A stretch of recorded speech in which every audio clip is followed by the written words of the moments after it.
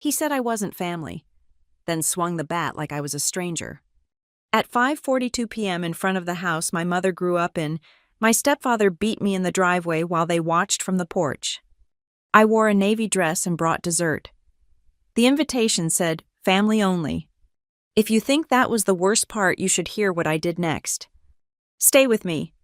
My name is Lana Monroe, and I'm 34 years old. I work in legal compliance for a private pharmaceutical company, which means I spend my days ensuring everything follows the letter of the law. Ironic considering what happened that day. The invitation arrived on a Tuesday. Heavy cardstock, embossed lettering, the works.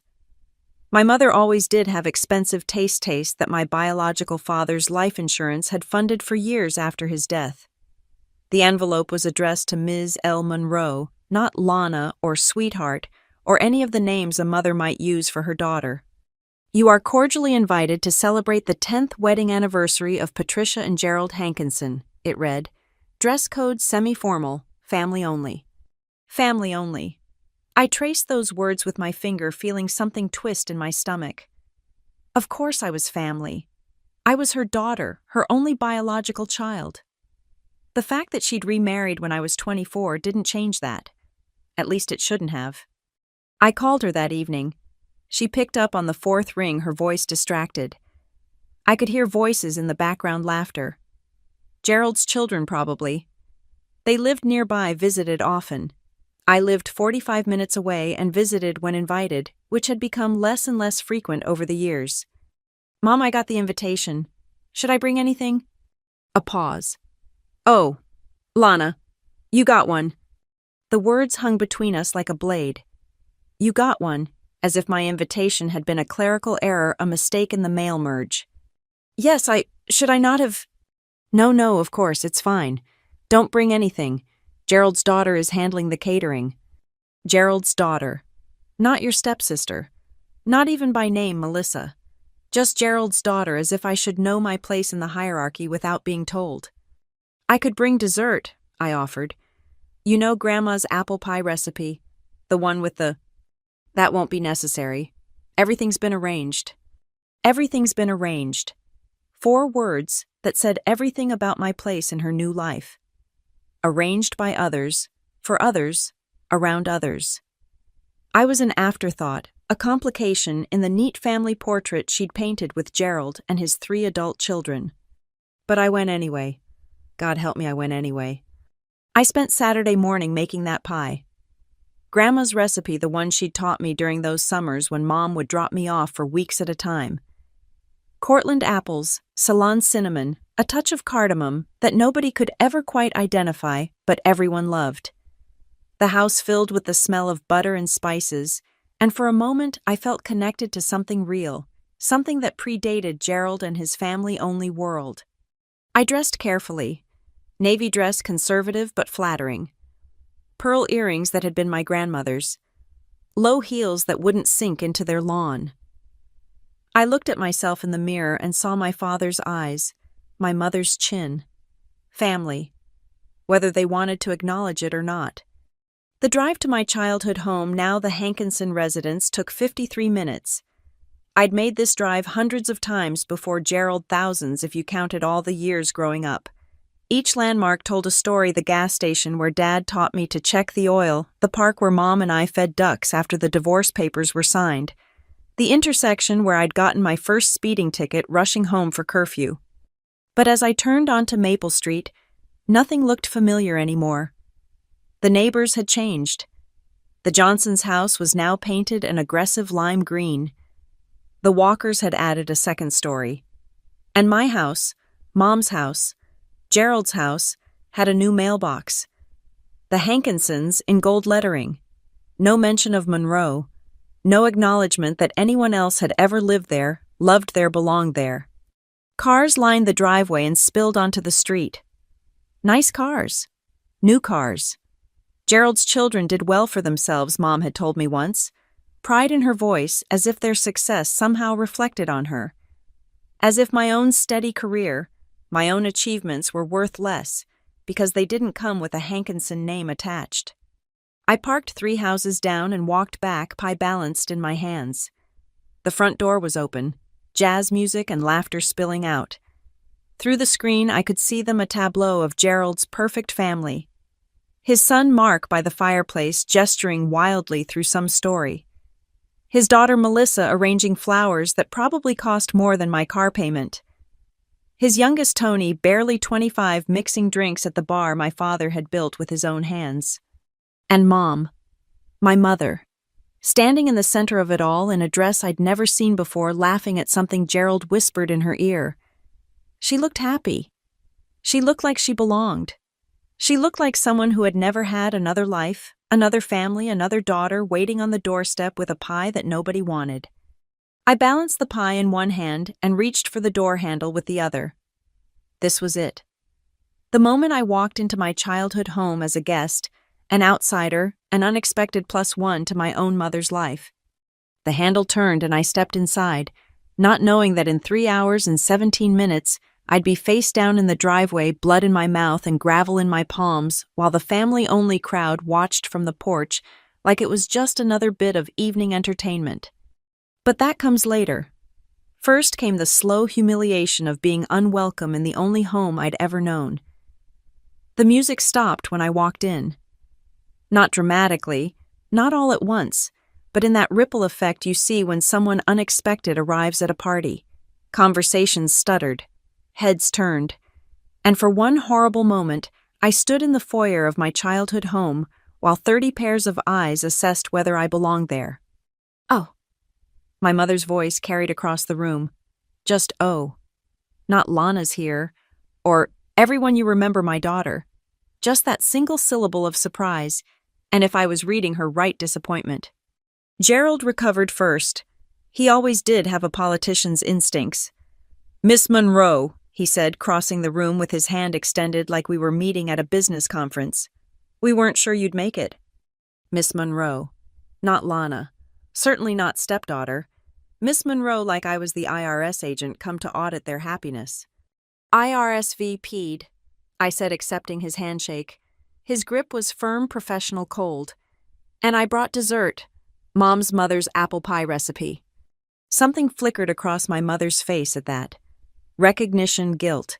But Gerald was already taking the pie from my hands, passing it off to Melissa, like it was hazardous waste that needed proper disposal. "How thoughtful," Melissa said, her smile as sharp as her manicure. "I'll just put this in the kitchen with the other things." The other things. Not the other desserts. The other things. Like my grandmother's pie was just another item to be managed, categorized, set aside. "Patricia." Gerald set his hand, finding the small of my mother's back. "Why don't you get Miss Monroe a drink?" Patricia. Nobody called her Patricia except the lawyers during the divorce. She'd been Patty my whole life. Pat to her friends, Mom to me. But here in Gerald's kingdom, she was Patricia and I was Miss Monroe, and we were all playing parts in his carefully directed show. "Of course," she said, finally moving toward me. Her heels clicked on the hardwood floors my father had refinished the summer before he died. "White wine, I think we have." "You know I don't drink wine, Mom." A flash of irritation crossed her face. "Well, I'm sure there's something else. Gerald's son makes excellent cocktails." Gerald's son. Not Tony. Not your stepbrother. Gerald's son, like she was a tour guide in her own home pointing out the attractions that belonged to someone else. I followed her to the bar past clusters of people who smiled politely but didn't engage. I recognized some of them, Gerald's business partners, his golf buddies, his children's spouses, all wearing variations of the same outfit like there'd been a dress code memo I'd missed. The women in cocktail dresses and statement jewelry. The men in slacks and sport coats, no ties. And then me in my simple navy dress and grandmother's pearls looking like I'd wandered in from a different party entirely. "Tony," my mother said to the young man behind the bar, "could you make something for Lana?" He looked up from the martini he was mixing, and I saw the moment of confusion. He didn't know who I was. After 10 years of family gatherings I hadn't been invited to, of Christmas cards I wasn't included in, of stories told around dinner tables where I wasn't seated. Gerald's youngest son had no idea who Lana was. "She's," my mother started, then stopped. What was I?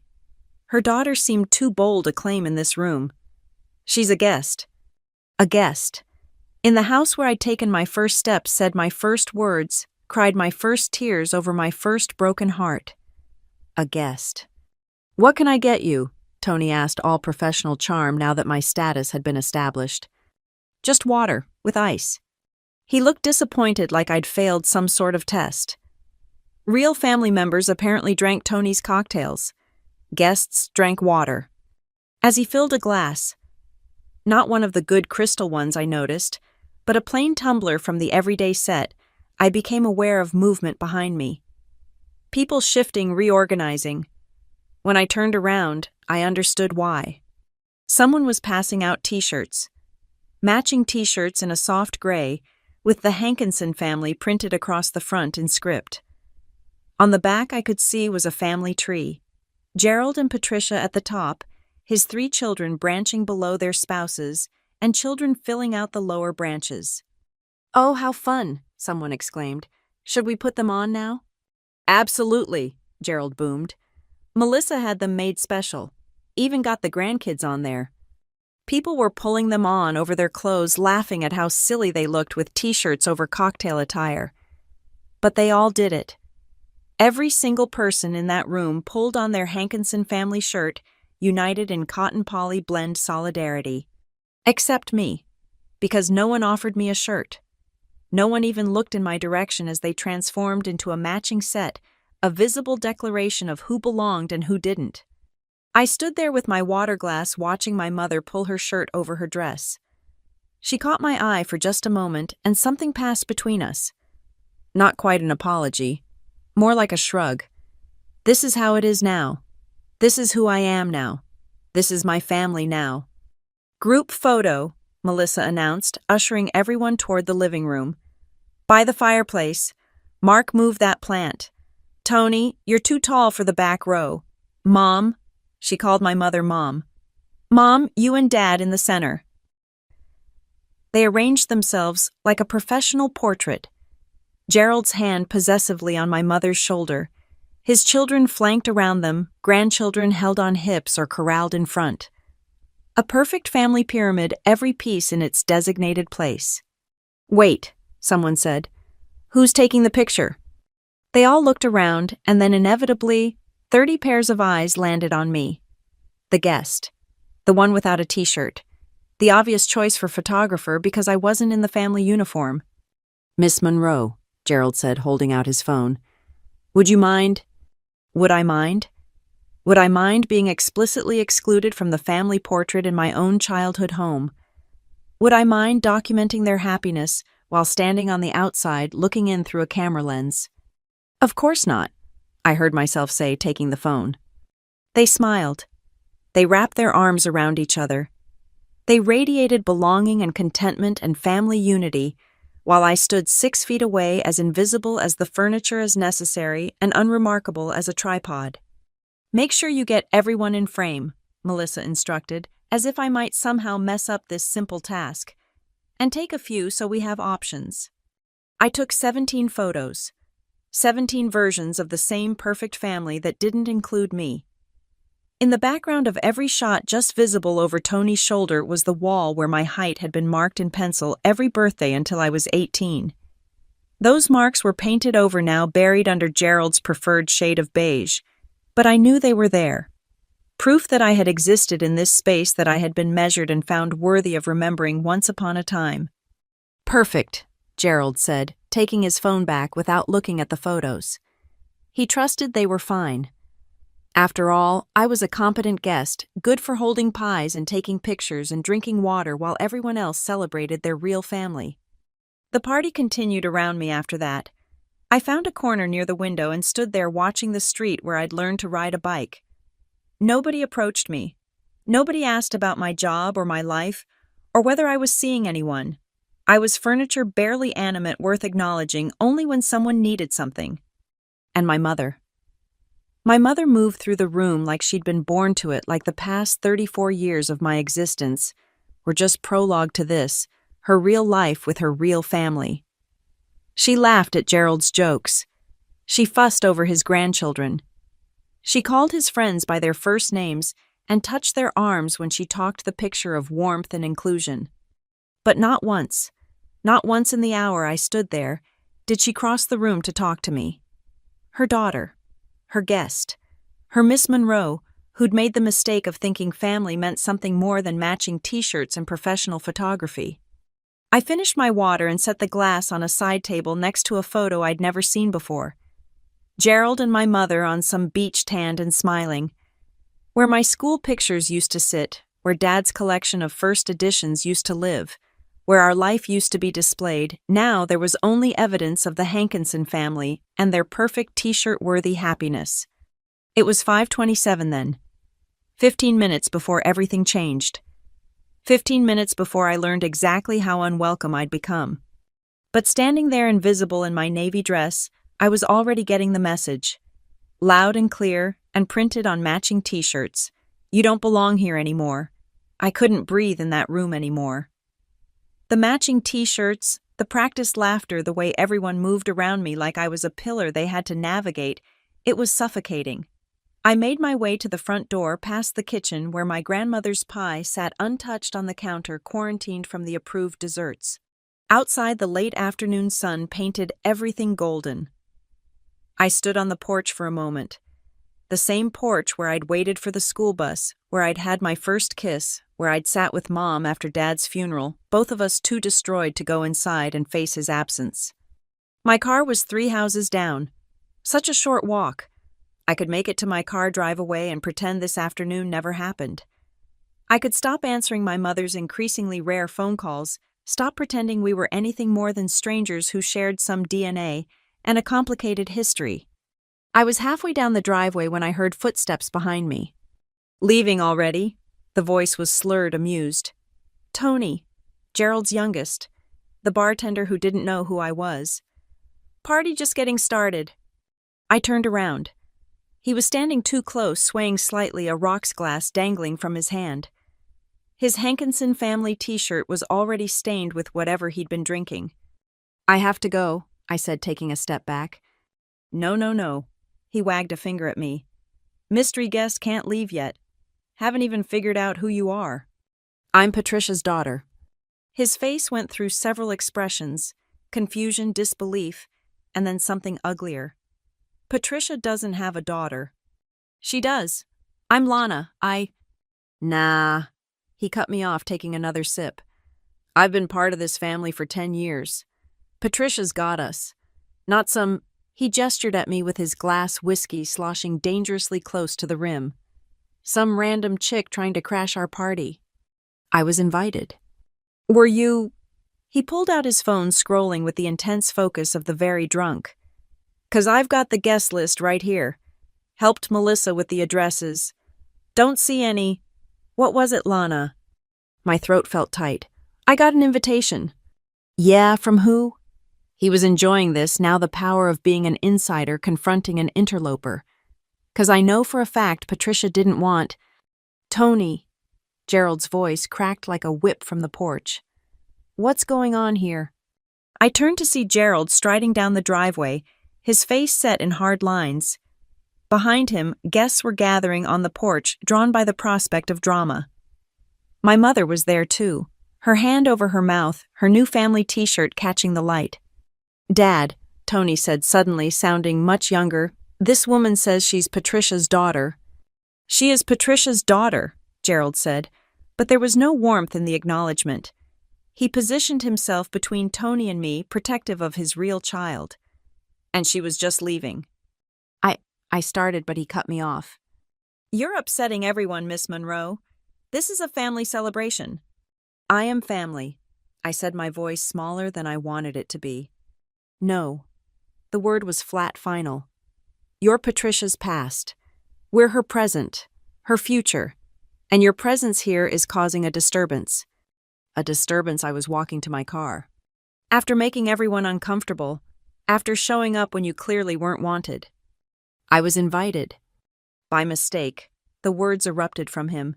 Melissa's assistant sent you an invitation by mistake.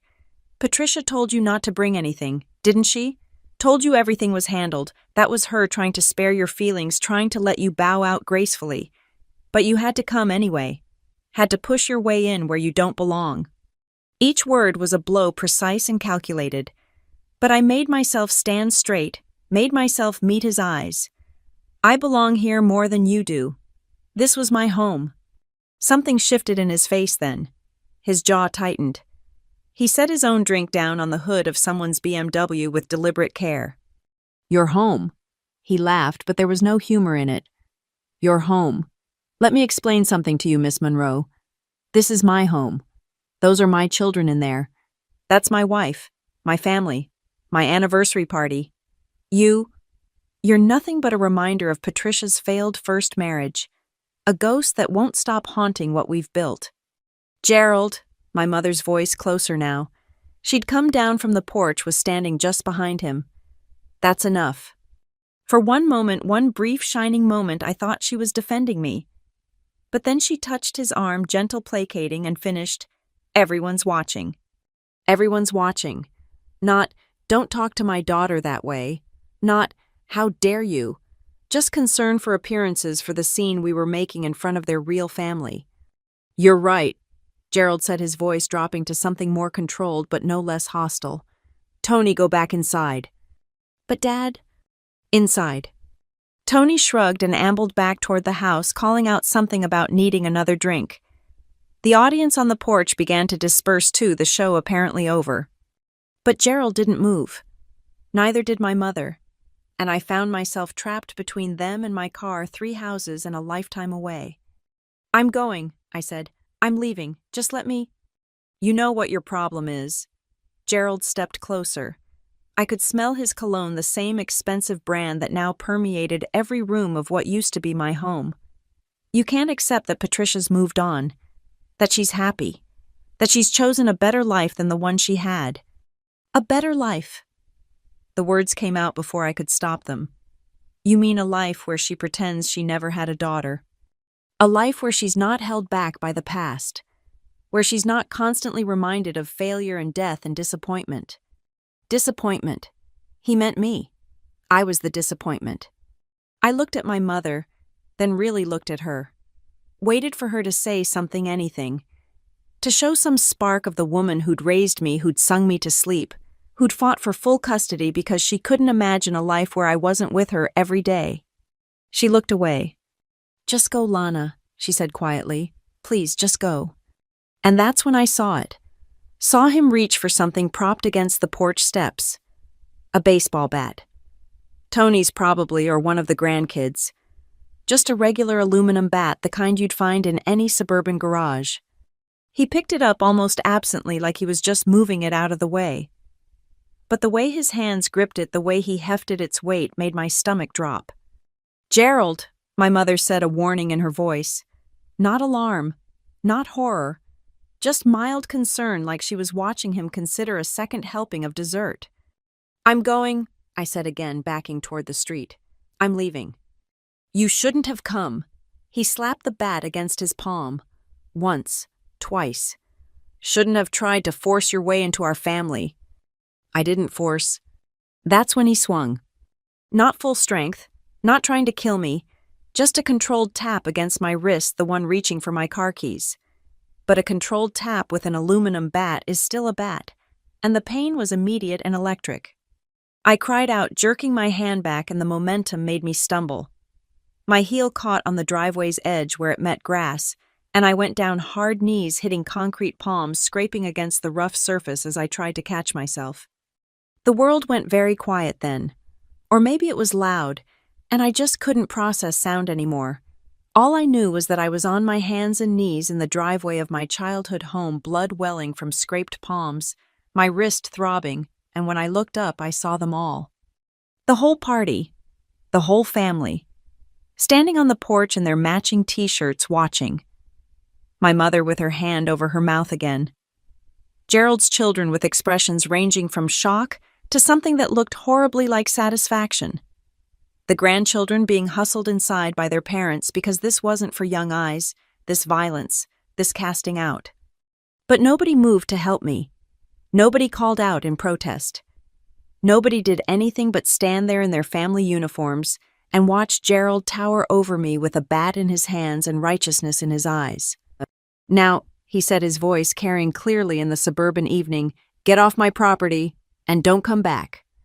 The time on someone's phone visible through the porch window read 5:42. I drove with my left hand, my right wrist already swelling, throbbing with each heartbeat. 3 blocks away, I pulled into the parking lot of a CVS and sat there, engine running, trying to process what had just happened. My hands were still bleeding. Tiny pieces of gravel embedded in my palms caught the light when I held them up. My navy dress was torn at the knee. My grandmother's pearls had somehow stayed intact, still circling my neck, like a reminder of when being family meant something. I could have called 911. Should have, probably. Assault with a weapon. Battery. Witnesses. The whole thing was textbook. Any cop would have taken one look at my wrist, already purpling with bruises in the clear shape of impact, and hauled Gerald away in handcuffs. But I didn't call 911, I called Harrison Finch instead. Harry picked up on the second ring, even though it was Saturday evening. That's the thing about being a lawyer, you're always sort of on call, especially for clients who've become friends over the years. Lana. What's wrong? I need you to pull some property records for me. A pause. Now what's going on? You sound... Harry! I cut him off, my voice steadier than I felt. I need you to pull the deed transfer for 47 Maple Street, from 8 years ago. Patricia Monroe to Patricia and Gerald Hankinson. That's your mother's house. Yes. Another pause, longer this time. I could practically hear his lawyer brain clicking into gear. Are you hurt? You sound like you're in pain. Can you pull the records or not? I can pull them Monday. Tonight, Harry. I need them tonight. Okay, give me an hour. Lana, what happened? I looked at my reflection in the rearview mirror. Dirt on my cheek. Eyes too bright with unshed tears. A woman who'd just been literally beaten out of her own family. I just found out I'm not family anymore, I said. And I need to know if that's legally true. After we hung up, I sat in that parking lot and did something I hadn't done in years. I let myself remember. I remembered being 7, helping Dad paint the garage. He'd let me do the bottom parts, the places I could reach, even though my strokes were uneven and I dripped more than I painted. It doesn't have to be perfect, he'd said. It just has to be ours. I remembered being 14 the year after Dad died when Mom and I repainted that same garage together. We'd cried the whole time getting more paint on ourselves than the walls, but we'd done it, together, because that's what family did. I remembered being 26, fresh out of law school, when Mom told me about Gerald. He makes me happy, she'd said. Happier than I've been since your father. And I'd been happy for her, genuinely happy, because she deserved love and laughter and someone to grow old with. But I also remembered the deed transfer, 2 years into their marriage. Mom sitting me down at that same kitchen table where we'd done homework and filled out college applications and planned Dad's funeral. It's just paperwork, she'd said. Just making things cleaner for taxes. You understand, don't you? You're a lawyer now. You know how these things work. She'd needed me to sign off on my share. Dad had left the house to both of us jointly with rights of survivorship. Smart man, my father. He'd wanted to make sure I'd always have a home. I'll put you back on when things settle, Mom had promised. This is still your home, Lana. That will never change. I'd signed. Of course I'd signed. She was my mother. I trusted her. My phone buzzed. Harry texting, found something interesting, sending docs now. The email came through a moment later. Legal documents dense with terminology I usually found comforting. But as I read through them on my phone, my blood went cold. The transfer deed had a covenant, a restriction I'd either missed or been too trusting to look for. The property couldn't be transferred to any party outside the marriage without written consent from both spouses. And if either spouse attempted to add a non-spouse to the deed without consent, the attempting party would forfeit their share entirely. Gerald had made sure I could never get back on that deed. He'd trapped my mother in a legal box where trying to keep her promise to me would cost her everything. But here's the thing about legal boxes, they have corners. And in one of those corners, I found something interesting. The covenant had an exception clause for transfers made before the restriction was filed, and there in the county records was a quitclaim deed dated 1 week before the restriction. Mom had tried to add me back. She'd filed the paperwork. But it had never been recorded, never been finalized. The notary stamp was there, Mom's signature was there, but the recording stamp, the thing that would have made it official, was missing. Someone had killed that transfer, buried it, made it disappear. I knew enough about property law to know this was actionable. Possible fraud. Definitely breach of fiduciary duty. If I could prove Gerald had interfered with the recording, if I could show he'd knowingly prevented the deed from being finalized. My phone rang. Harry again. "Tell me you see what I see," I said. "I see a mess," he replied, "but a potentially profitable mess. Lana, is this why you called? Are you thinking of challenging the ownership?" I flexed my right hand, wincing at the pain. Through the CVS windows, I could see normal people living their normal lives. Buying shampoo, picking up prescriptions, not bleeding in parking lots after being beaten by their stepfathers. "I'm thinking," I said slowly, "that some families are made of blood, and some are made of paper. And when paper families draw blood, maybe it's time to remind them how sharp paper cuts can be. That's either poetry or a threat of litigation. Want to clarify?" "Both," I said. "Definitely both."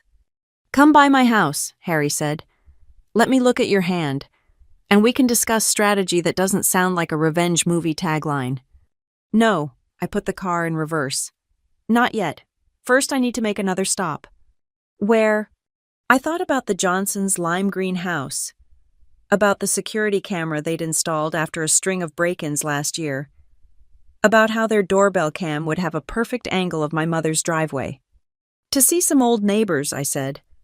"The ones who actually remember when I belonged on Maple Street." "Lana." "Harry, can you file an emergency injunction?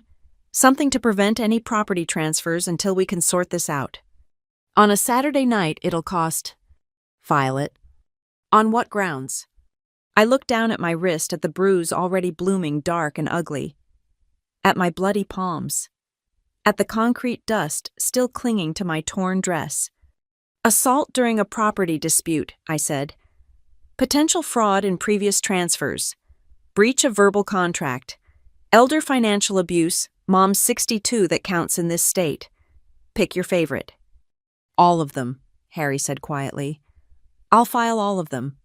But Lana, you need to be sure about this. Once we start—" "They made me take their family photo," I said, "in my own home, where my height is still marked on the walls under their paint. They made me stand there and document their happiness while wearing matching t-shirts that said, 'I don't exist.' I'm not saying don't do it. I'm saying be prepared for what comes next. Families are— They're not my family." The words came out sharp, final. They made that very clear at 5:42 p.m. Now I'm just returning the favor. In writing. Notarized and filed with the county clerk. I hung up and drove toward the Johnsons' house, already composing the email I'd send to Melissa's assistant, the one who'd made the mistake of inviting me. Sometimes the best evidence comes from the people who think they're too small to matter. My wrist throbbed. My palms stung. But my mind was clear-focused the way it got when I was building a case file at work. Document everything. Create a paper trail. Build a chain of evidence so solid that no amount of family-matching t-shirts could break it. Gerald was right about one thing. I wasn't family.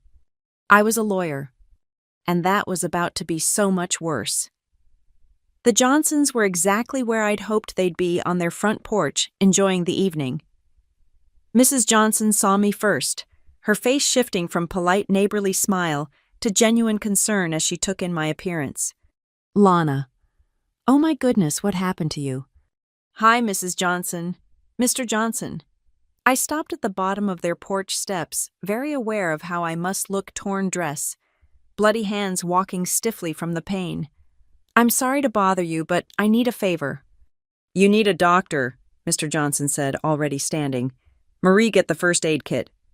"No, please. I'm fine. Do you have a security camera on your doorbell, one that might show my mother's driveway?" They exchanged a look, Married 43 years, they could have entire conversations without words. "We do," Mrs. Johnson said slowly.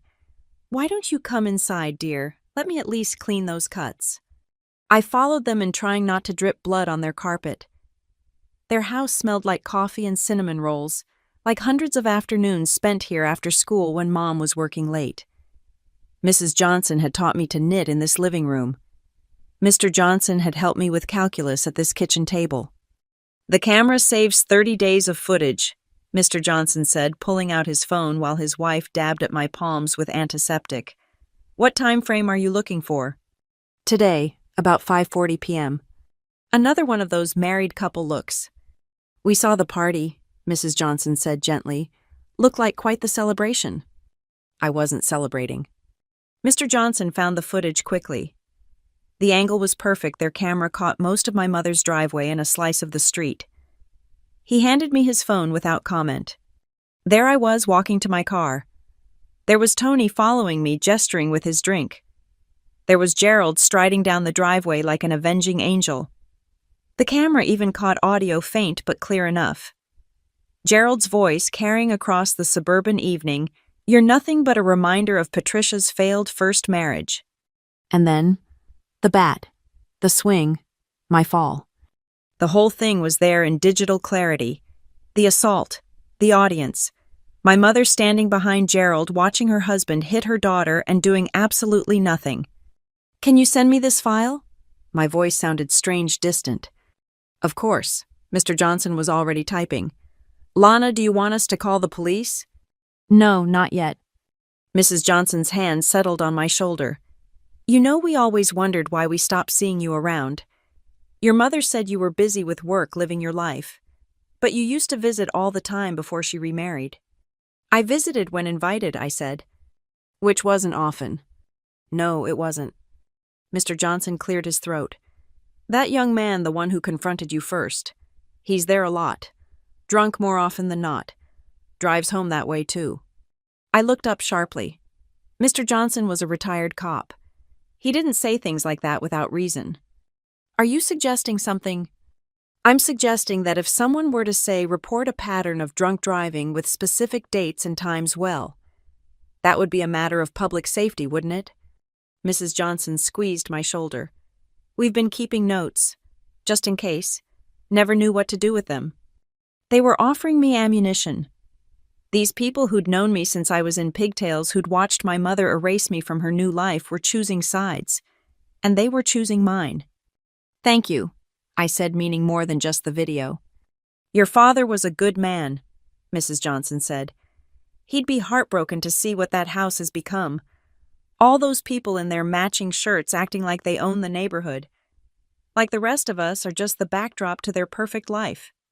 I stayed another few minutes, letting Mrs. Johnson bandage my hands properly, listening to Mr. Johnson's careful recitation of dates and times when Tony had driven drunk. Evidence, documentation, the building blocks of justice.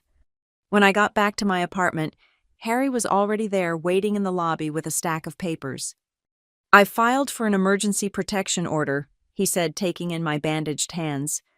"And I've started the paperwork for a civil suit. Assault, battery, emotional distress. The video you sent is damning." We went upstairs and I poured us both coffee, while Harry spread documents across my kitchen table. It looked like what it was, the beginning of war. "Now," he said, "tell me about this property restriction. All of it." So I did. I told him about the original deed, about my father's careful planning, about the transfer I'd signed, trusting my mother's promise. I showed him the quitclaim deed that had never been recorded, the one that would have put me back on the title. "This is fraud," Harry said flatly.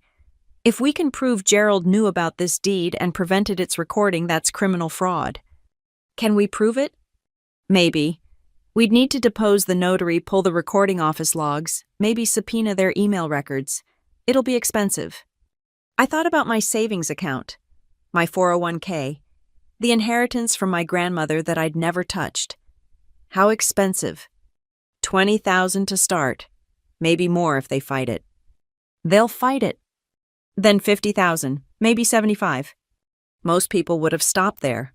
Most people would have weighed the cost against the benefit and chosen peace. But most people hadn't been assigned the role of photographer at their own family's official portrait. "Do it," I said. Harry made notes.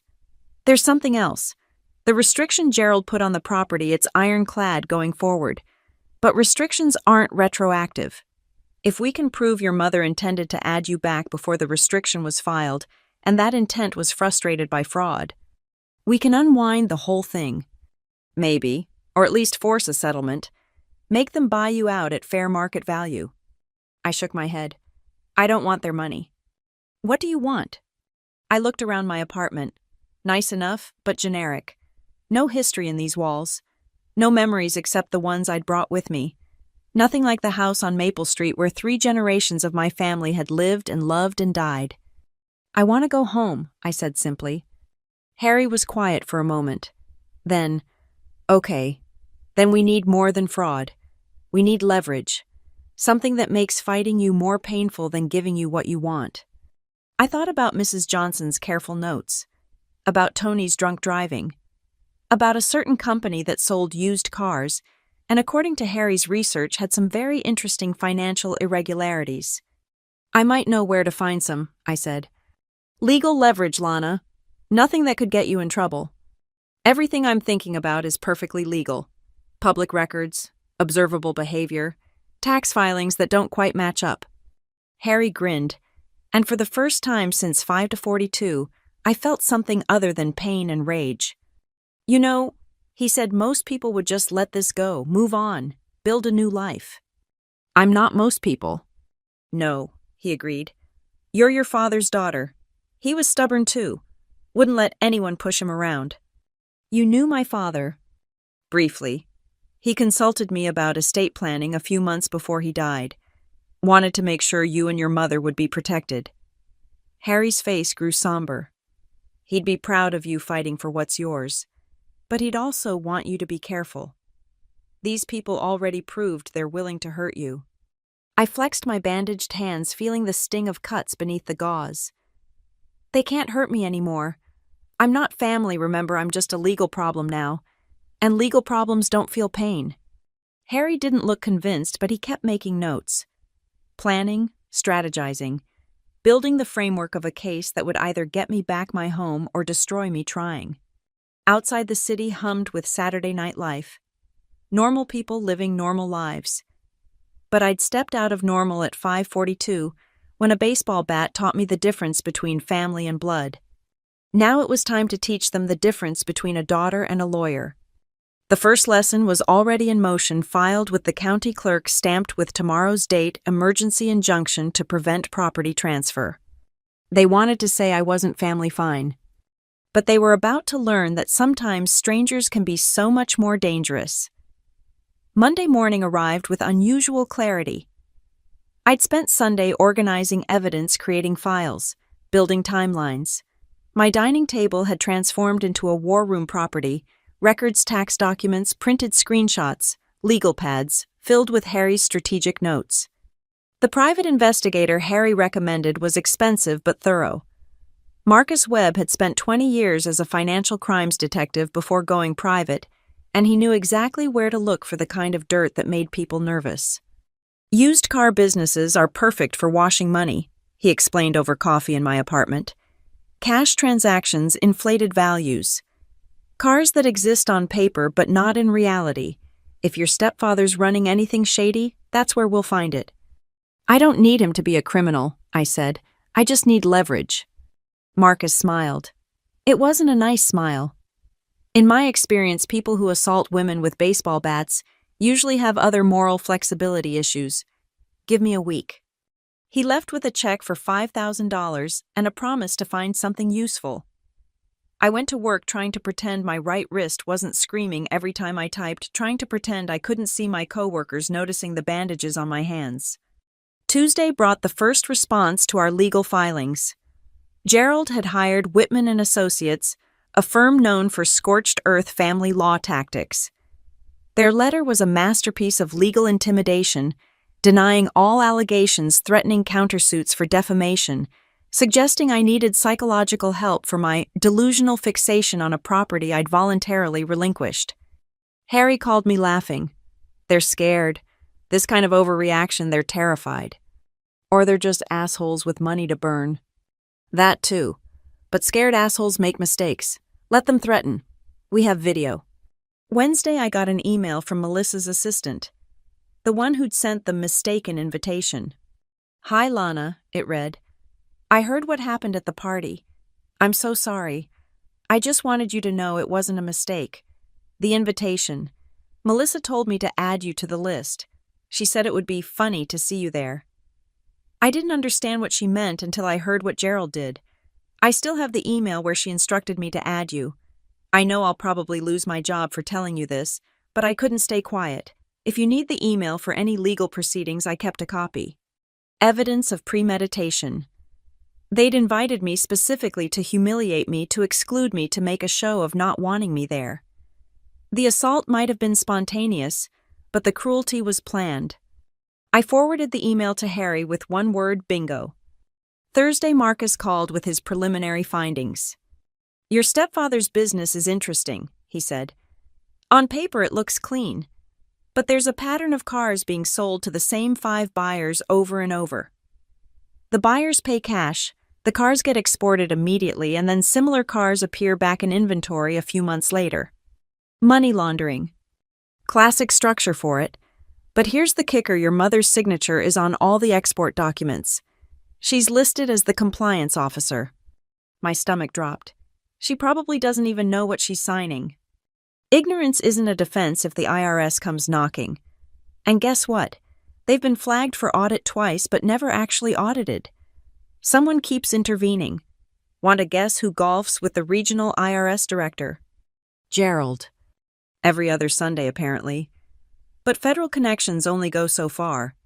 State revenue services are a different story. One anonymous tip with the right documentation. "Don't," I said quickly. "Not yet. That's my nuclear option." "Your call. But Lana? This is bigger than just family drama. If I'm right about what I'm seeing, your stepfather could be looking at serious federal charges, and your mother signed enough documents to be considered a co-conspirator." After we hung up, I sat in my office staring at my computer screen without seeing it.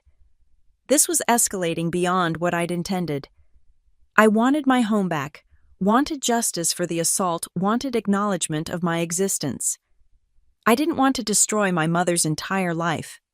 Or did I? She'd stood there, watched Gerald hit me, watched me fall, and her only concern was that people were watching, that they were making a scene. My phone buzzed. Harry again. "Can you come by my office? Something interesting just happened." 20 minutes later, I was sitting across from Harry's desk while he pulled up emails on his computer. "Gerald's lawyer reached out," he said, "unofficially, feeling us out for a settlement. Already. They don't want this to go to court. The video, the premeditated invitation, the assault, it's a PR nightmare waiting to happen. Plus, I may have mentioned we're investigating some financial irregularities." "What are they offering?" $50,000 to go away, sign an NDA, drop all claims to the property, never contact the family again." "No. I told them you'd say that, so they upped it to 75. "No." Harry leaned back in his chair. "What's your number, Lana? What makes this go away?" "I told you I want to go home." "They'll never agree to that." Then we proceed. File the assault charges. Pursue the fraud case. Let Marcus finish his investigation. And your mother. What happens to her when Gerald goes down? I thought about her face that day. The way she'd turned away. The way she'd chosen her new family over her actual daughter, chosen appearances over truth, chosen Gerald's money over my blood. "She made her choice at 5:42 on Saturday," I said. "Now she gets to live with it." Harry studied me for a moment. "You sure about this?" "Once we really get started, there's no going back. This ends with somebody destroyed them or you. Then I better make sure it's them." Friday morning, I woke up to texts from 3 unknown numbers, all variations of the same theme. "You're tearing this family apart. Patricia is heartbroken. How can you do this to your own mother? Flying monkeys. Gerald's children and their spouses probably sent to guilt me into backing down. I blocked them all without responding. But the fourth text made me pause. It was from my mother. "We need to talk, please, just you and me, I'll come to you." The first direct contact since Saturday. No apology, no concern for my injuries. Just, "We need to talk," like this was some minor misunderstanding that could be smoothed over with coffee and conversation. I screenshotted the text and sent it to Harry. His response was immediate. "Don't meet her alone. If you meet at all, do it in my office with me present." But I was already typing back to her, "Rizzo's Cafe, 2 p.m., public place. You come alone or I leave." Rizzo's was where we used to go after my dance recitals, where she'd taken me after Dad's funeral, where we'd celebrated my law school acceptance. If she wanted to talk, she could do it, surrounded by the ghosts of when she actually acted like my mother. Her response came quickly, "I'll be there." I spent the rest of the morning preparing. Recording app on my phone. Harry on standby. Marcus ready to release his preliminary findings if anything went wrong. If she thought she could manipulate me into dropping this, she was about to learn how much her daughter had inherited from her father. Not the house, she'd made sure of that. But the spine. The refusal to be erased. That was all Dad. And at 2 p.m. she was going to be reminded of exactly what that meant. She was already there when I arrived, sitting in our old booth by the window. For a moment, looking at her from across the restaurant, I saw my mother as she used to be. Before Gerald. Before the matching t-shirts. Before she decided I was disposable. But when I slid into the booth across from her, the illusion shattered. She looked older, tired, and there was something calculating in her eyes that hadn't been there before. Or maybe I'd just been too trusting to see it. "Your hand," she said, noticing the bandages. "Your husband's handiwork." She flinched. He didn't mean to assault me with a baseball bat, in front of 30 witnesses on camera. "You have it on camera." Of course that was her concern. Not that it happened, but that there was evidence. The neighbor's security system caught everything. The audio is particularly clear. Want to know my favorite part? It's when you told him, "Everyone's watching," not "Stop hitting my daughter." Just concern for your audience. The waitress came by. We both ordered coffee, neither of us interested in food. When she left, my mother leaned forward. "Lana, you need to drop this. The lawyers, the injunctions, all of it. You're going to ruin everything." "Ruin what exactly? Your perfect family. The one that doesn't include me." "That's not... You don't understand. Gerald has debts. Business problems. If this goes to court, if his reputation is damaged, we could lose everything." "You mean you could lose the house? My father's house. The one you promised I'd always have a place in." "It's just a house, Lana." "No." My voice came out harder than I'd intended. "It was my home.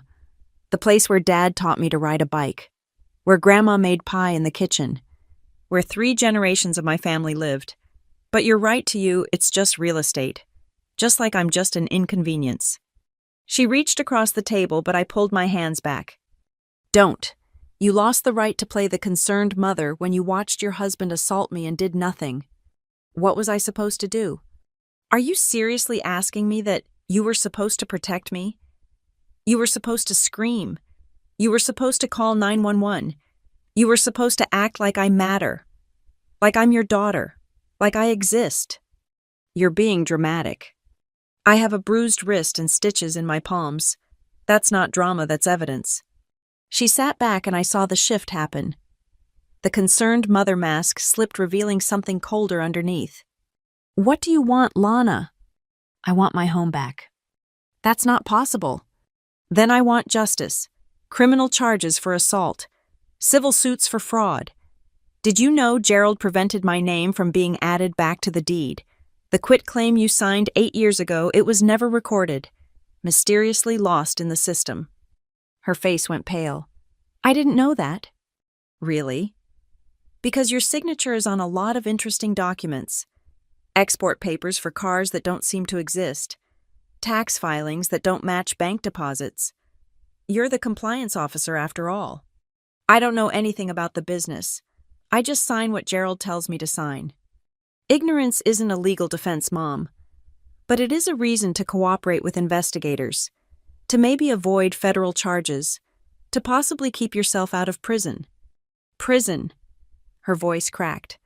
Lana, you wouldn't. I'm your mother. Were you my mother at 5:42 last Saturday? When I was on my knees in the driveway bleeding, were you my mother when you had matching family t-shirts made for everyone but me? Were you my mother when you erased me from your life like I was just a bad first draft? She started crying then. Quiet tears that might have moved me once. But I'd spent too many days looking at evidence, building my case, transforming my pain into something useful. Gerald loves me, she said finally. He takes care of me. His children accept me. And the price of that love is pretending I don't exist. The price is choosing the life I have now over the past. Can't you understand that your father is gone? That life is over. I had to move on. Moving on doesn't require erasing me. Doesn't it? She looked up, tears still streaming. Gerald made it very clear from the beginning. He wanted a fresh start, a new family, no complications from previous marriages. His ex-wife agreed to the same terms. She doesn't come around either. And you agreed to that, to cutting me out. I thought you'd understand. You were an adult. You had your own life. And I'd still see you sometimes, just separately, quietly. But then you kept pushing, kept trying to insert yourself where you weren't wanted. Insert myself, I'm your daughter. And I'm Gerald's wife. That's who I am now. That's the life I chose. Why can't you accept that? I stared at her, this stranger wearing my mother's face.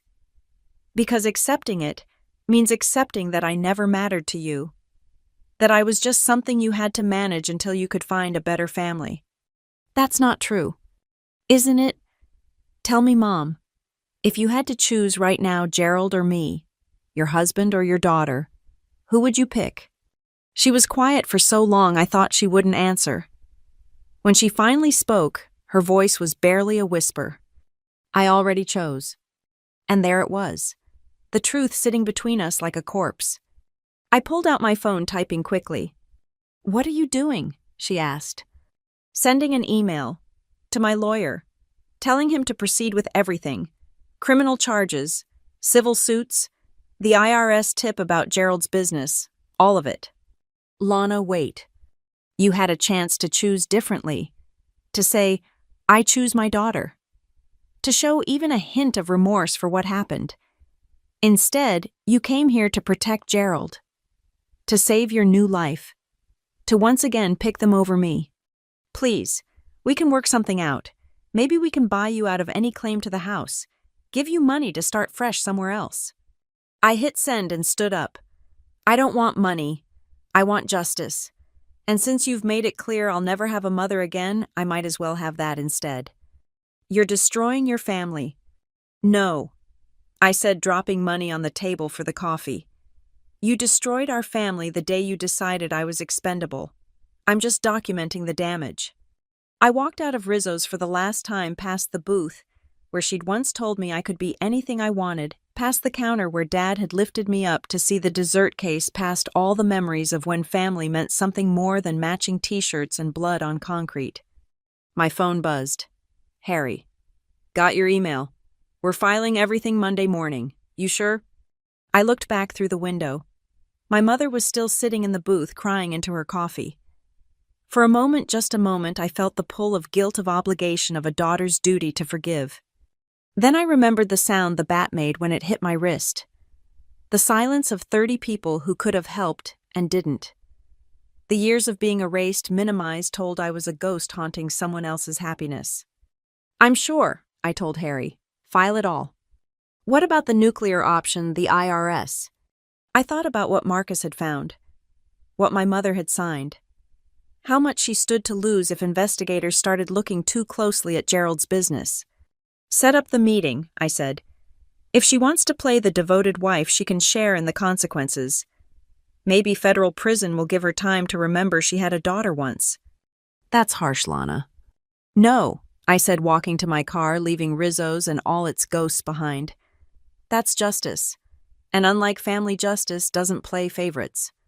I drove away already composing the email I'd sent to Marcus, the one that would start the process of unraveling Gerald's careful financial constructions. The one that would make my mother's choice to stand by him the most expensive decision of her life. She'd chosen him over me.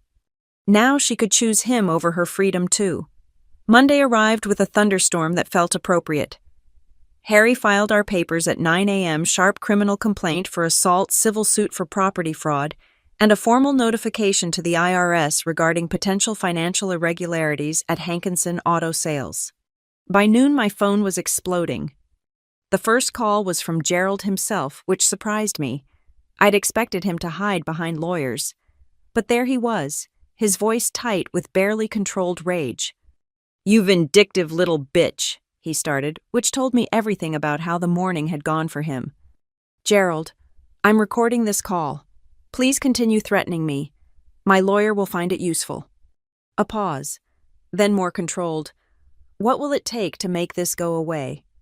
I've been clear about what I want. The house is off the table. Then we have nothing to discuss. Do you have any idea what you're doing? You're going to destroy your mother." "No, Gerald. You destroyed her the day you made her choose between being your wife and being my mother. I'm just shining a light on the wreckage. She's been crying all weekend. She can't sleep, can't eat. Is that what you want?" What I wanted was to attend a family anniversary party without being assaulted. We don't always get what we want.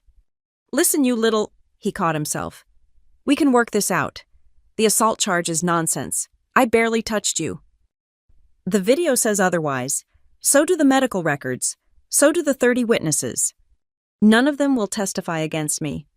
They don't have to. The video speaks for itself. But Gerald, that's the least of your problems now." "What's that supposed to mean?" "Check your email. Your business email. The one registered with the state for Hankinson Auto Sales." I heard him typing, then a sharp intake of breath.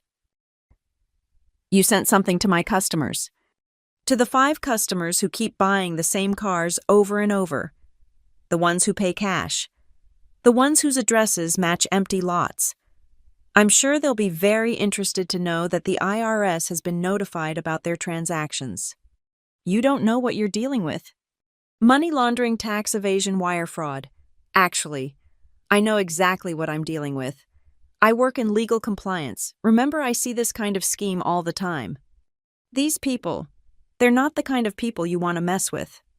Then you shouldn't have gotten into business with them. And you definitely shouldn't have made my mother a signatory on the accounts." More silence. I could practically hear him calculating, trying to find an angle. "What if we give you the house?" I sat up straighter. "Excuse me." "The house. You want it so bad, fine. We'll sign it over to you. Patricia and I will move.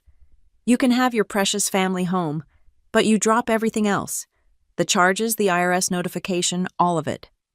It was everything I'd said I wanted. My father's house, my home, the place Gerald had stolen through legal manipulation and emotional violence. And my mother agrees to this. She'll agree to whatever I tell her to agree to. Of course she would, because that's who she'd become. Or maybe who she'd always been, and I'd just been too young and naive to see it. "I need it in writing," I said. "A formal offer from your attorney. Full transfer of the property to me, free and clear. No liens, no conditions, no takebacks. And you'll drop everything, call off the IRS. If the deal is right. I'll have my lawyer send something over this afternoon. Gerald. One more thing. If you or anyone in your family contacts me again outside of legal channels, the deal is off and I release everything to the feds. Are we clear?" "Crystal." He hung up without another word. I sat there for a moment, phone in my hand, feeling empty. Was this victory? Getting my house back through what amounted to legal blackmail? Harry called 5 minutes later. "Just got off the phone with Whitman. They're drafting a property transfer agreement. Full ownership to you in exchange for dropping all claims and investigations. Lana, this is huge. You won." "Did I?" "You're getting the house. That's what you wanted." I wanted my family back. The house was just a symbol. Symbols matter, and this one comes with about $500,000 in equity. But I wasn't thinking about money. I was thinking about Sunday dinners that would never happen, birthday cards I'd never receive, a mother who'd chosen her new life over her daughter's blood on the driveway. The formal offer came through at 3 p.m. It was everything Gerald had promised: full transfer of the property, no conditions. All I had to do was sign away my right to seek justice for the assault, withdraw the fraud claims, and send a retraction to the IRS. "It's a good deal," Harry said, reviewing the documents in his office. "Better than we could have gotten in court, honestly. Gerald must be really scared of that IRS investigation." "He should be. Mark has found evidence of over $2 million in suspicious transactions." "Transactions your mother signed off on?" "Yes." Harry set down the papers. "You could take this deal and walk away clean. Have your house, restart your life, put this whole mess behind you. Or we could refuse. Push forward with the criminal charges. Let the IRS do their thing. But Lana, if we do that, your mother probably goes to prison. Gerald definitely does. The house gets seized as asset forfeiture. You end up with nothing but the satisfaction of justice." I picked up the transfer agreement. 20 pages of legalese that boiled down to one simple transaction: my silence for my home. "How long do I have to decide?" "They want an answer by 5 p.m. 2 hours to decide my mother's fate. 2 hours to choose between justice and property. 2 hours to determine whether I was my father's daughter or just another player in Gerald's world of transactions and compromises." I thought about the look on my mother's face at Rizzo's. "I already chose," she'd said, past tense, like choosing Gerald over me wasn't a daily decision but a single moment already behind her. "Can I use your conference room?" I asked Harry. "I need to make a call." He nodded and left me alone. I dialed a number I hadn't used in 2 years. "Aunt Sarah." "It's Lana. Yes, I know it's been too long. Listen, I need to ask you something about Mom." My father's sister had never liked my mother. The feeling had been mutual. But Sarah had perspective I needed. "Has she called you?" I asked after explaining the situation. "No. We haven't spoken since your father's funeral. She made it very clear I wasn't welcome in her new life." "Just like me." "Oh, honey. I tried to warn you. When she started dating that man, I could see what was happening. She was rewriting her whole history, pretending your father never existed, pretending she'd never had a life before Gerald. And that meant pretending I never existed either. She's a survivor, your mother. Always has been. She survived a difficult childhood by marrying your father, survived his death by marrying Gerald. She'll survive whatever comes next by becoming whoever she needs to be, even if it means I lose her forever. Lana, sweetheart, you lost her the day she decided Gerald's money mattered more than your father's memory. This is just the paperwork catching up to reality." After we hung up, I sat in Harry's conference room staring at the transfer agreement. My phone showed 4:47 p.m. 13 minutes to decide. I thought about my father, about what he would want. He'd love that house, but more than that, he'd love justice.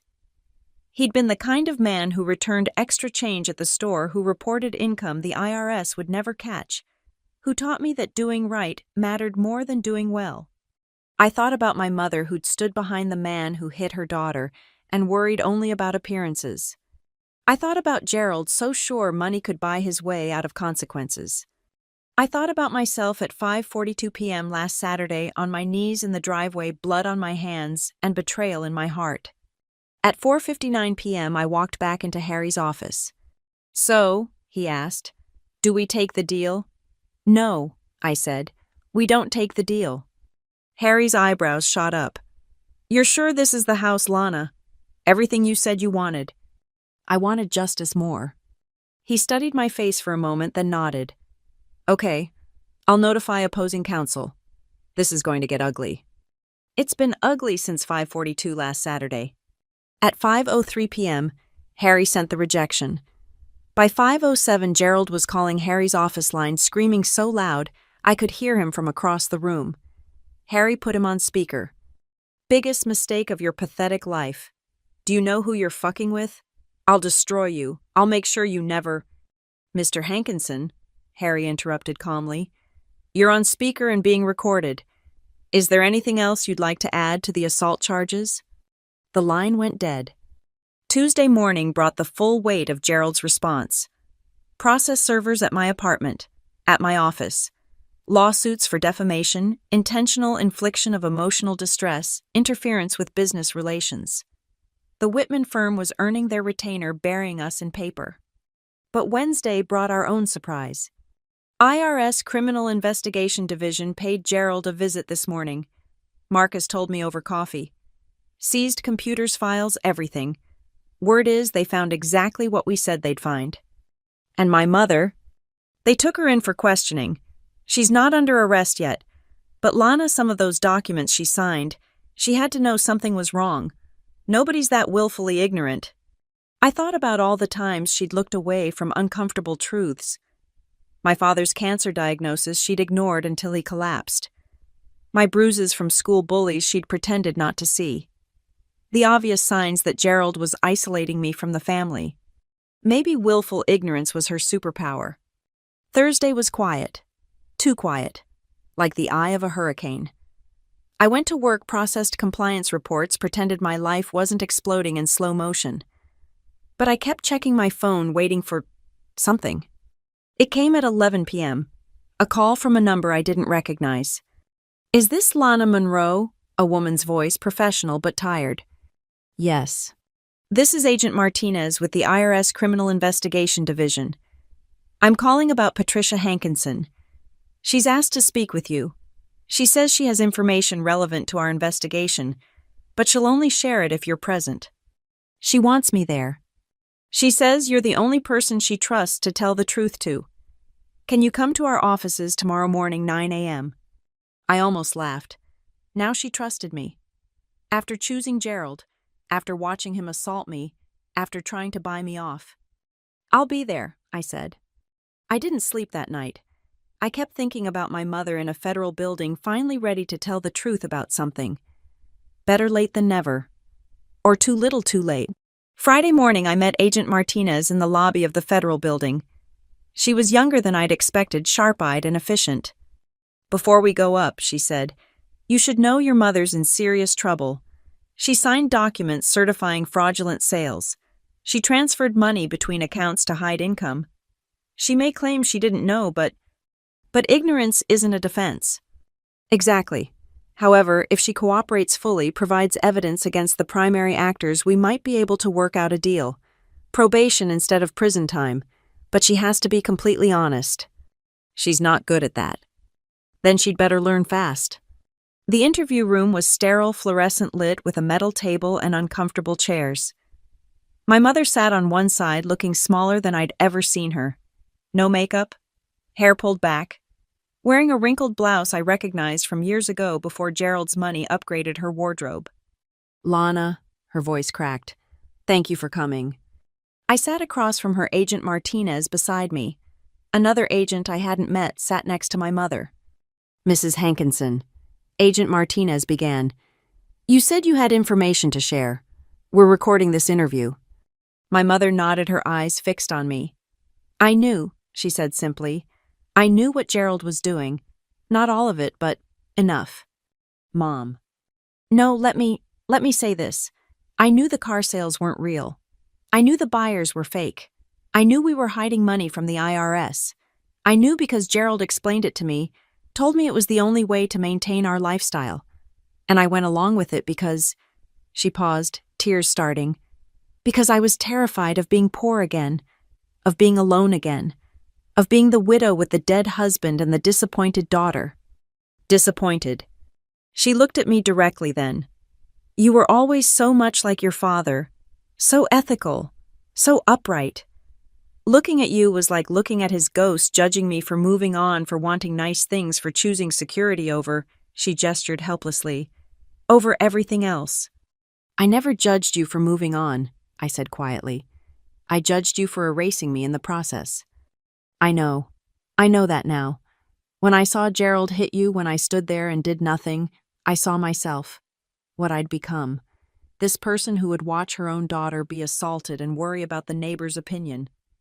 She turned to Agent Martinez. I'll testify. I'll provide all the records.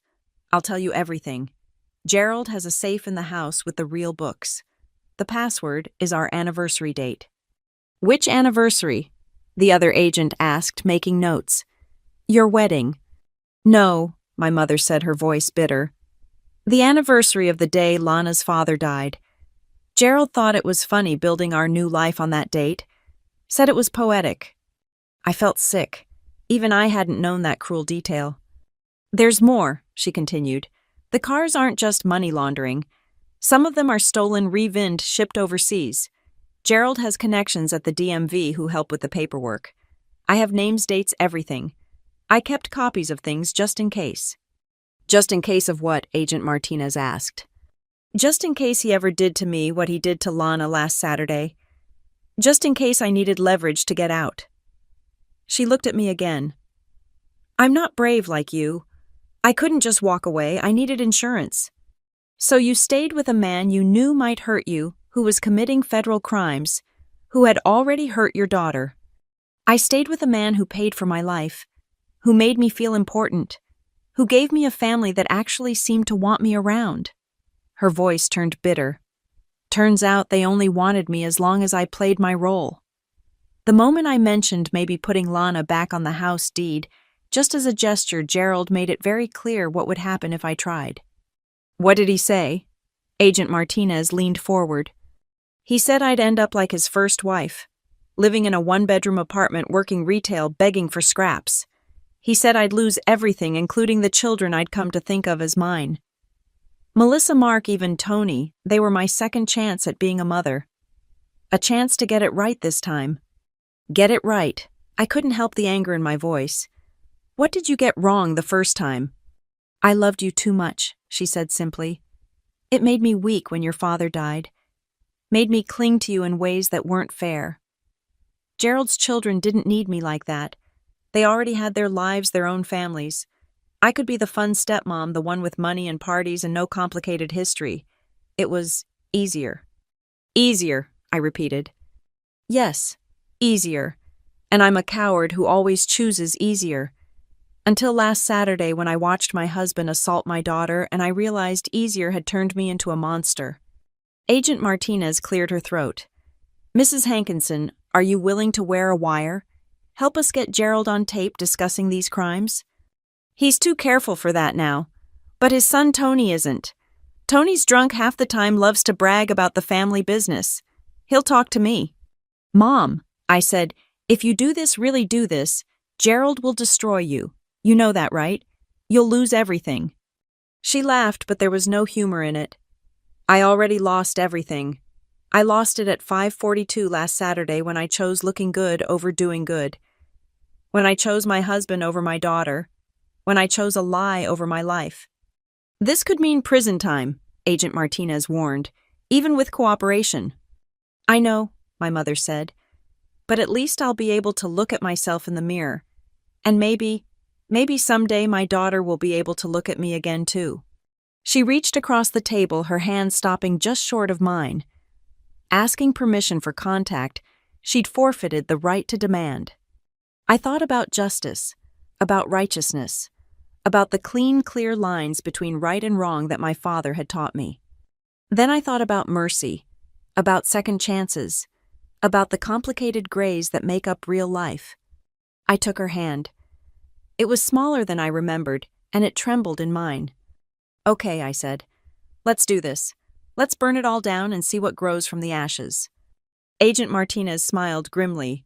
Ladies, let's discuss exactly how we're going to take down Gerald Hankinson. And there, in that fluorescent-lit federal building, my mother and I began plotting the destruction of the man who'd tried to erase me. Together. Like family. Like the family we might still figure out how to be once all the lies were finally burned away. The takedown happened faster than anyone expected.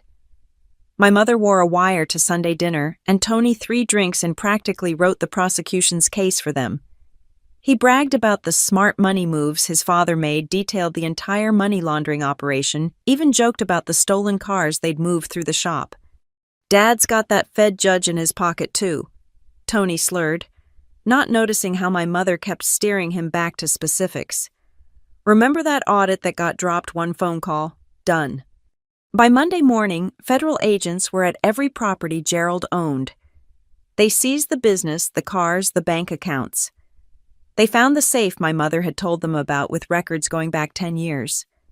Gerald had been meticulous about documenting his crimes, confident he'd never be caught. The arrest happened at his golf club. Gerald in handcuffs on the 9th hole, his Wednesday morning foursome watching in shock. The local news ran the footage for weeks. But I wasn't there to see it. I was in housing court filing an emergency motion.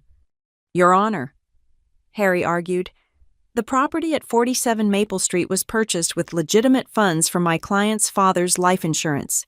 The fraudulent transfer occurred years before any criminal activity. We're asking the court to recognize Ms. Monroe's rightful claim before the asset forfeiture proceedings begin. It took 3 weeks of legal maneuvering, but the judge agreed. The house had been bought clean, transferred dirty. I had a valid claim that predated the criminal enterprise. The IRS could have Gerald's business, his cars, his bank accounts, but not my father's house. The day I got the keys back, my mother was there, out on bail awaiting sentencing, wearing an ankle monitor that clashed with her designer shoes. She looked older, smaller, but somehow more real than she had in years. I can't go in, she said, standing at the foot of the driveway. The restraining order. I know. We stood there awkwardly. 2 women who'd once been mother and daughter, now just, survivor and witness victim and accomplice. I'm going to prison, she said quietly. My lawyer thinks 18 months, maybe 2 years with good behavior. The cooperation agreement helped, but you still signed the documents. Yes. She looked at the house, her eyes distant. Your father would be so disappointed in me. He would be, I agreed, but he'd also believe in redemption, in second chances. He was good like that. You're good like that too, she said. Even after everything you took my hand in that federal building, you could have let me burn alone. We all burn alone in the end, but sometimes, if we're lucky, someone holds our hand while we do it. She smiled sadly. When did you become so wise? 5:42 p.m. last Saturday. Amazing what you can learn when you're face down in a driveway. She flinched but didn't look away. I'll never forgive myself for that. Never. I'm not asking you to. I'm asking you to do better, to be better. Maybe not for me, that ship has sailed, but for yourself, for whoever you decide to be after Gerald. After prison, you mean? After prison, I agreed. We stood there a moment longer, then she turned to go. Lana, that pie you brought to the party, Grandma's recipe, did they threw it away. Melissa made sure I saw her do it. I'm sorry. Don't be. I made another one yesterday. It's cooling on the counter. The house smells like cinnamon and memories. She was crying now, quiet tears that seemed more honest than anything I'd seen from her in years. I love you, she said. I know I've got no right to say that anymore, but I do. I know, I said. And maybe someday when you get out, when you figured out who Patricia is without Gerald or Dad, or anyone else defining you, maybe we can try again. Not as mother and daughter that's broken beyond repair, but as 2 women who survived the same man and came out different but standing. She nodded and walked away. I went inside my father's house, my house, and stood in the kitchen that smelled like apples and cinnamon. The walls still needed repainting. Gerald's beige was slowly being covered with the warm yellows I remembered from childhood. The marks of my height were there, faint but visible if you knew where to look. I thought about justice, about what it cost and what it gave back. Gerald was facing 20 years. His children had scattered their inherited wealth, frozen by federal seizure. Tony was in rehab finally. Melissa had moved to California, as far from the scandal as she could get. Mark had actually called me awkwardly apologetic, saying he'd had no idea how bad things had gotten. My mother would serve her time, then emerge to rebuild a life without facades or false families. Maybe she'd find her way back to something real. Maybe not. But she'd have the chance to try. And me. I had my house, my home. The place where 3 generations of my family had lived and loved and made mistakes and tried again. It wasn't the victory I'd imagined when I started this war. It was smaller, sadder, but somehow more true. My phone buzzed. Harry texting, "Wine and war stories. My place 7 p.m. You've earned it." I smiled and texted back, "Make it 8. I want to watch the sunset from my porch first." And I did. I sat on the steps, where I'd skinned my knees learning to ride a bike, where I'd waited for prom dates, where I'd cried after Dad's funeral. The same steps where Gerald had picked up that bat, setting in motion a destruction that consumed his whole paper kingdom. The sun painted the sky in shades of orange and pink, and I thought about families, the ones we're born into, the ones we choose, and the ones we build from the ashes of what came before. Blood makes you related, but choices make you family. And sometimes the best choice is to walk away, to refuse to play by rules that say, your pain doesn't matter, your blood doesn't count, your existence is inconvenient. At 5:40 p.m., exactly 1 month after Gerald swung that bat, I stood up and went inside. Not as a guest or a ghost or a girl begging for belonging, but as the owner of my own story, the keeper of my own home, the architect of my own justice. The dress code no longer mattered. This was my house, and I made the rules now. And the first rule: family isn't about blood or marriage or matching t-shirts. It's about who shows up when you're bleeding in the driveway. It's about who holds your hand while you burn down the lies.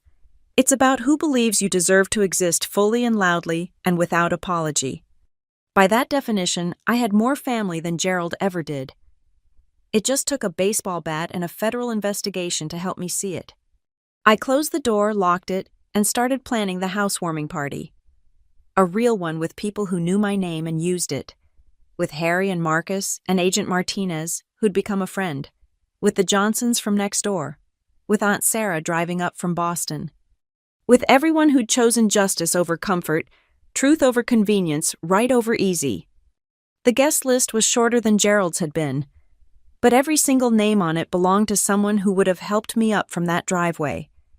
And that made all the difference. Thank you so much for listening to my story. I'd love to know where you're tuning in from. Drop a comment below and let's connect. Share your thoughts on what you would have done in my situation. If this story resonated with you, please subscribe to the channel and hit that like button. And hey, if you really want to help this story reach more people who might need to hear it, hit that hype button.